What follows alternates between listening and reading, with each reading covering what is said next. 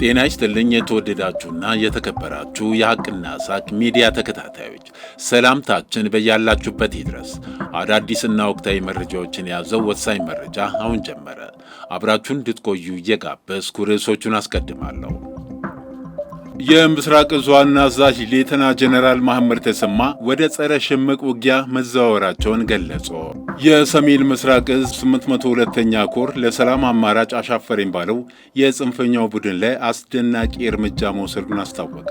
ገቢዎች ቢሮ የኢንተርኔት ንግድን ወደ ግብር ስርዓቱ የሚያስገባ አሰራር መዘርጋቱን አስታወቀ። የኢትዮጵያ ልማት ባንክ ዲቢኢ የአሰራር ለውጥ አደረገ።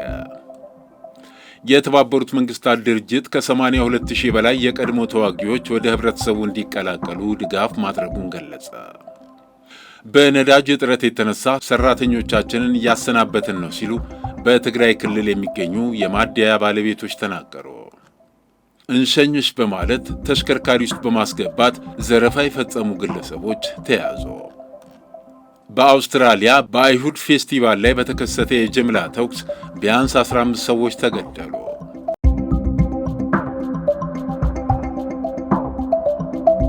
የምስራቅ እዝ ዋና አዛዥ ሌተና ጀነራል መሐመድ ተሰማ ወደ ጸረ ሽምቅ ውጊያ መዛወራቸውን ገለጹ።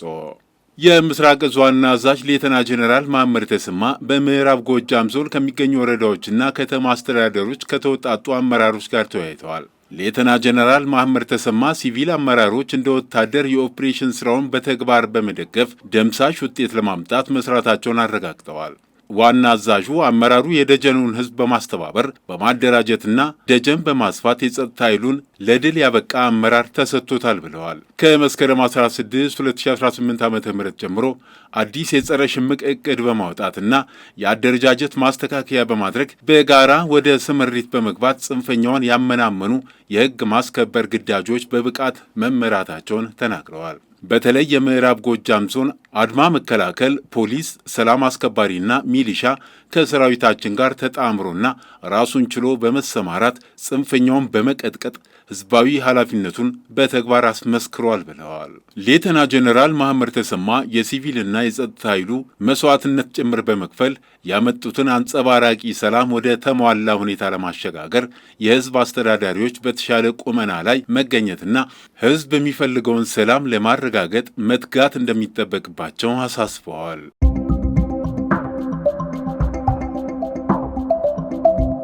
የሰሜን ምስራቅ እዝ 802ኛ ኮር ለሰላም አማራጭ አሻፈረኝ ባለው የጽንፈኛው ቡድን ላይ አስደናቂ እርምጃ መውሰዱን አስታወቀ።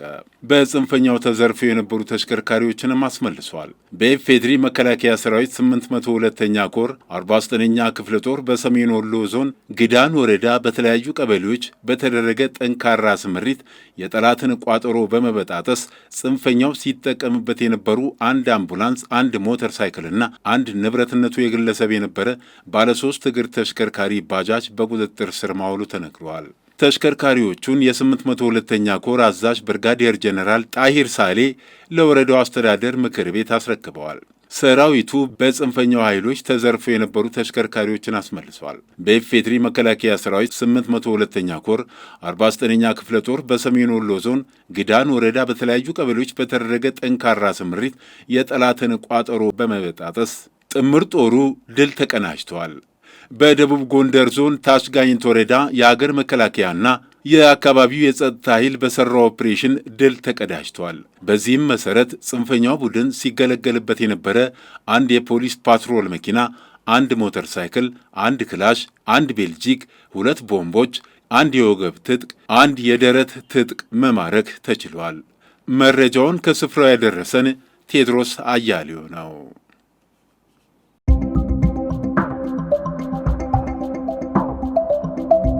ገቢዎች ቢሮ የኢንተርኔት ንግድን ወደ ግብር ስርዓቱ የሚያስገባ አሰራር መዘርጋቱን አስታወቀ። በአዲስ አበባ ከተማ ግብር የማይሰበሰብበት የኢንተርኔት ኦንላይን ንግድ እየተስፋፋ በመሆኑ ዘርፉን ወደ ግብር ስርዓቱ ለማስገባት የሚያስችል አሰራር መዘርጋቱን የአዲስ አበባ ገቢዎች ቢሮ ገለጸ። የአዲስ አበባ ከተማ አስተዳደር ገቢዎች ቢሮ ኮሚኒኬሽን ዳይሬክተር አቶ ሰውነት አየለ የማህበራዊ ሚዲያው እየፈጠረ ባለው ተጽዕኖ የተነሳ በአሁኑ ወቅት የኦንላይን ንግድ በከተማው እየተስፋፋ መሆኑን፣ ከፍተኛ የግብይት እንቅስቃሴ የሚከናወንበትና ሰፊ የገንዘብ ዝውውር የሚደረግበት እየሆነ መምጣቱን፣ ነገር ግን ቁጥሩ ይህ ነው ብሎ ለመናገር ምን ያህል ግብር አሳጥቷል የሚለውን ለማወቅ ጥናት ማድረግ እንደሚጠይቅ ተናግረዋል።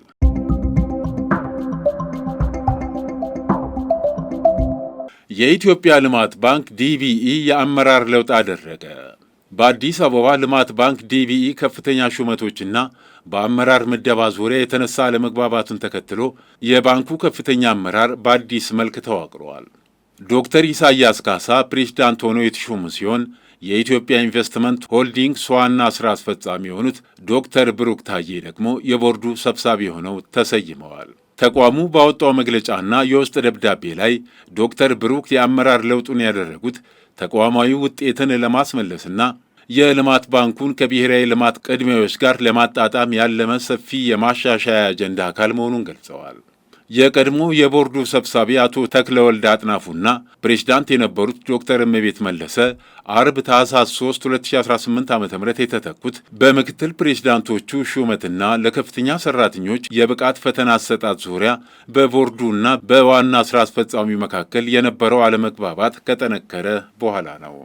ጉዳዩን በቅርበት የሚያውቁ ሰዎች እንደሚሉት ከሆነ ይህ የተካረረ ልዩነት ስትራቴጂያዊ የውሳኔ አሰጣጥን እያደናቀፈ ነበር።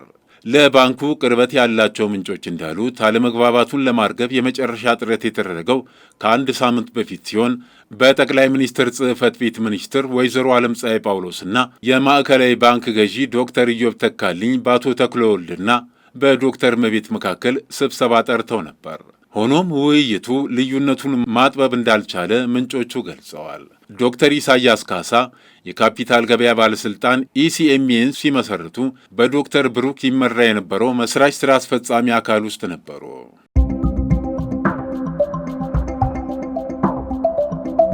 የተባበሩት መንግስታት ድርጅት ከ82,000 በላይ የቀድሞ ተዋጊዎች ወደ ህብረተሰቡ እንዲቀላቀሉ ድጋፍ ማድረጉን ገለጸ። ጀርመን ለመንግስትና ለተባበሩት መንግስታት ድርጅት ሰላም ግንባታ 211 ሚሊዮን ዩሮ ድጋፍ አቅርቤያለሁ ብላለች።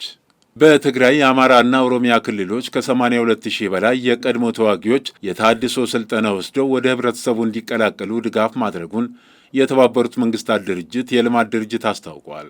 የተመድ ልማት ድርጅት በአማራ አፋርና ትግራይ ክልሎች ለሚያካሄደው የሰላም ግንባታ ስራ ጥረት ከጀርመን መንግስት 5 ሚሊዮን ዩሮ ያገኘ ሲሆን ድጋፉን ታህሳስ 2 ቀን 2018 ዓ.ም የጀርመን ምክትል አምባሳደር ዶክተር ፈርዲናንድ ፎን ቫሄ ከተመድ የልማት ድርጅት የኢትዮጵያ ተወካይ ሳሙኤል ዶይ ጋር ተፈራርመዋል።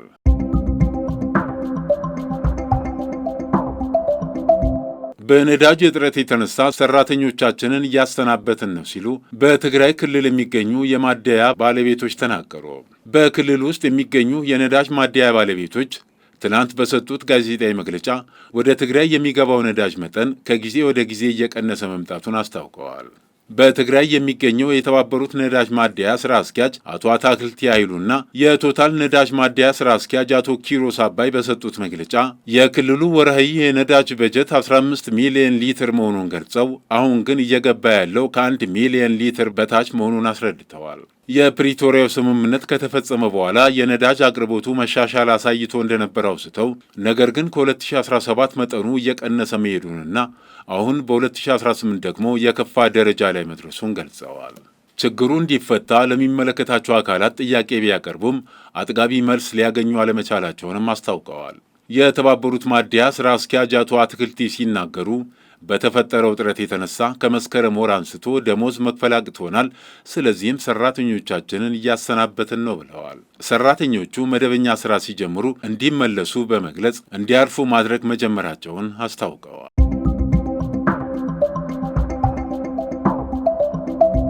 እንሸኝሽ በማለት ተሽከርካሪ ውስጥ በማስገባትና በስለት በማስፈራራት የዘረፉት ከነ ተቀባዩ ተያዙ። አማኑኤል ለውጤና አሉላ ተመስገን የተባሉት ተጠርጣሪዎች የግል ተበዳይ ብሌን አበበ የተባለች ግለሰብን እንሸኝሻለን በማለት ካሳፈሯት በኋላ ግለሰቧ ላይ የውንብድና ወንጀል ፈጽሟል ተብለው የተጠረጠሩት ህዳር 14 2018 ዓ.ም በቦሌ ክፍለ ከተማ ወረዳ 2 ልዩ ቦታው ሩዋንዳ ድልድይ ተብሎ ከሚጠራው አካባቢ ከሌሊቱ 8 ሰዓት ገደማ ነው። የግል ተበዳይ ወይዘሮ ብሌን አበበ የተባለችው ግለሰብ አምሽታ ወደ ቤቷ ለመሄድ መንገድ ላይ እየተንቀሳቀሰች ሳለ ተጠርጣሪዎቹ እንሸኝሽ በማለት ቪትስ ተሽከርካሪ ውስጥ በማስገባት ትንሽ እንደተንቀሳቀሱ ወደ ሩዋንዳ ድልድይ አካባቢ ሲደርሱ አማኑኤል ለውጤ የተባለው ተጠርጣሪ ድንገት ቢላዋ በማውጣት እያስፈራራ በወቅቱ በእጇ ይዛ የነበረውን 2 ሞባይል ስልኮችና የብር የአንገት ሀብል አጠቃላይ ገምቶ 28 ሺህ ብር የሚያወጣ ከተቀበሏት በኋላ የስልኳን ሚስጥር ቁጥር በማስከፈት የሞባይል ባንኪንግና የቴሌብር ተጠቃሚ መሆኗንና አለመሆኗን ካረጋገጡ በኋላ ገፍትረው ጥለዋት ከአካባቢው ይሰወራሉ። ከግል ተበዳይ ወይዘሮ ብሌን አበበ አቤቱታ የደረሰው የቦሌ ክፍለ ከተማ ፖሊስ መምሪያ የአየር መንገድ አካባቢ ፖሊስ ጣቢያ ተጠርጣሪዎችን በቁጥጥር ስር ለማዋል ቴክኖሎጂን በመጠቀም ጭምር ተጠርጣሪዎች ሲጠቀሙበት የነበረውን ተሽከርካሪ ሰሌዳን ለመለየት ችለዋል። ፖሊስ ባደረገው ተጨማሪ ምርመራን የማስፋት ተግባር ከተጠርጣሪዎቹ ንብረቱን የሚቀበል ሙስጠፋ ረዲ የተባለ ግለሰብ በቁጥጥር ስር ውለዋል። በተሽከርካሪው ላይ በተደረገ ተጨማሪ ፍተሻም 6 ሞባይል ስልኮች፣ 2 ታብሌቶች፣ የብረት መቁረጫ መጋዝ፣ ኤርፎንን ጨምሮ 2 የሴት ቦርሳ እንደተገኘ ከአየር መንገድ አካባቢ ፖሊስ ጣቢያ የተገኘው መረጃ ያመለክታል።